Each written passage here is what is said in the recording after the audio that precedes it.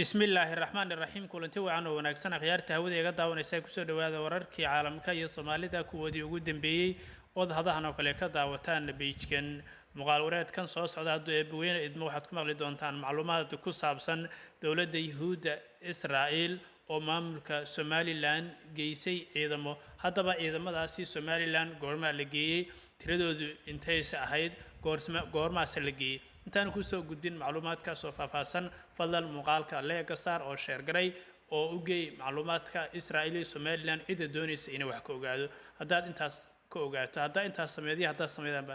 aad baad ugu mahadsantihiin aynu ku bilownaa saaxiibayaal dawladda dalkaasi Israa'iil ayaa ciidamo tiro yar u dirtay Somaliland horaantii sanadkan sida uu sheegay wargeyska Middle East Eye sida laga soo xigtay sargaal sare oo ka tirsan dawladda federaalka ee Soomaaliya taas oo soo bandhigay dood ku saabsan heerka xiriirka amni ee u dhaxeeya Israa'iil iyo Somaliland sargaalkan Soomaaliga haddaba iyo warka xagu ka soo xigtay muqaal ku daawan doontaa fadal muqaalka leega saar oo share garay sargaal magaciisa aan la magac dhamin ama aan la shaacin sabab la xiriira xasaasiga arrintan ayaa sheegay in Israa'iil ay ciidamo tiro yar geysay Somaliland kadib markii ay si rasmi ah ugu aqoonsatay Somaliland bishii December isla markaana kadib ay soo cusboonaatay xiisadda u dhaxaysa Israa'iil Iran dabayaaqadii bishii Febraayo sida uu sheegay sargaalku ku dhawaad 50 askari ayaa la geeyay gudaha Somaliland kuwaas oo la sheegay inay qayb ka yihiin qorshayaal amni iyo iskaashi military oo u dhaxeeya Somaliland iyo Yahuuda Israa'iil warbixinta wargeyska Middle East Eye ayaa intaasi ku daray in xogaha sirdoon ee la helay ay muujinayaan inta badan ciidamadaas laga soo xulay askar Israa'iiliyiin ah oo asalkoodu ka soo jeedo Afrika gaar ahaan kuwa leh asal Ethiopian ah si aan si fudud loogu aqoonsan ama aan loogu aqoonsan baa la yiri oo ku dhex milmaan bulshada halkaas degan ee Somaliland wargeyska ayaa sheegay intii xiriirka Somaliland iyo Israa'iil si oo u faahfaahiyo waxa ku saabsan eedeymadas ayaa sheegay in saraakiisha militariga ay ka gaabsadeen in ay halkaasi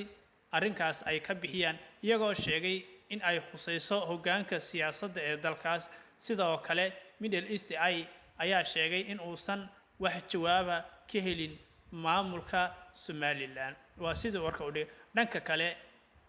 wasiirka difaaca Israa'iil Katz ayaa Arbacadii isagana sheegay in Israa'iil iyo Somaliland ay muddo sanadaha si qarsoodi ah uga wada shaqeynayeen arrimo amni halka oo ka sheegay kulan oo la yeeshay madaxweynaha Somaliland Cabdiraxmaan Maxamed Cabdilaahi Ciro dhanka kale waxa jirta warbixin hore oo u daabacay CNN-ka oo ka soo xiganayay ilo xogogaal ah sidoo kalena la sheegay in Somaliland iyo Israa'iil ay siisay Somaliland goobo military oo dheeraad ah oo loo adeegsan karo joogsiga diyaaradaha duulimaadyada fog waa sida warka loo dhigay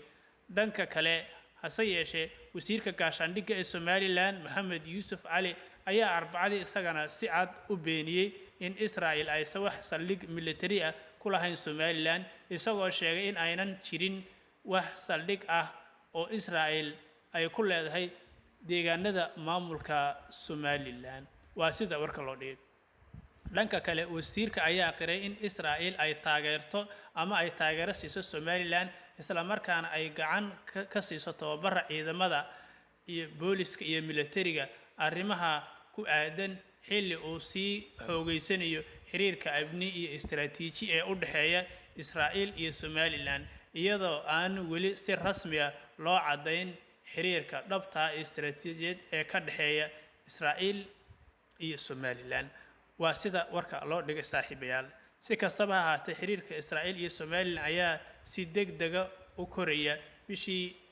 bilihii ugu dambeeyay kadib markii Israa'iil ay bishii December ku dhawaaqday inay u aqoonsatay Somaliland taas oo talaabo ay dawladda Soomaaliya si adag uga hor timid iyadana la qaaday. dhanka kale muqdisho ayaa sheegtay in Somaliland ay tahay qayb ka mid ah dhulka Jamhuuriyadda Federaalka ee Soomaaliya waxayna tallaabada Israa'iil ku tilmaameen weerar